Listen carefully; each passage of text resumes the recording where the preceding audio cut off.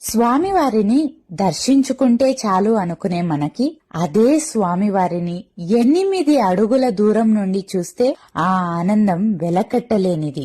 ఆ అవకాశం దక్కించుకోవడం ఎలాగో ఇప్పుడు వినండి. తిరుమలలో స్వామివారి ఉండే ఆలయానికి మొత్తం 7 గడపలు ఉంటాయి.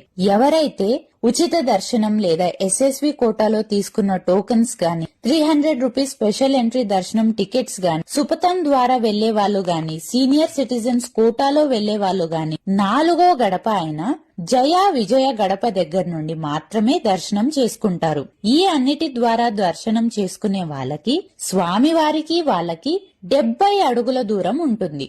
స్వామివారిని ఇంకా కొద్దిగా దగ్గర నుండి ఎమ్మెల్యే ఎంపీ వాళ్ళ రికమెండేషన్ లెటర్ తీసుకుని వెళ్తే అలాగా వెళ్లే వాళ్ళకి స్వామి వారిని ఇంకాస్త దగ్గర నుండి చూడొచ్చు.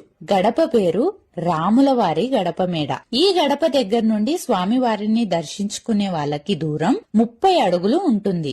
ఇంకా మనం అందరం స్వామివారిని ఇంకా దగ్గర నుండి ఇంకా ఎక్కువ సేపు చూడాలనుకుంటే ఈ దర్శనాల వల్ల సాధ్యం. విఐపి దర్శనం, సుప్రభాత సేవ, తోమాల, అర్చన మరియు శ్రీవాణి దర్శనం చేసుకునే వాళ్ళు కులశేఖరపడి అనే ప్లేస్ నుండి దర్శనం చేసుకుంటారు. అక్కడ నుండి 8 నుండి 10 అడుగుల దూరం మాత్రమే ఉంటుంది. దీన్నే మొదటి గడప దర్శనం అని కూడా అంటారు. స్వామివారిని అంత దగ్గర నుండి చూస్తే ఆ ఆనందం వర్ణాతీతం.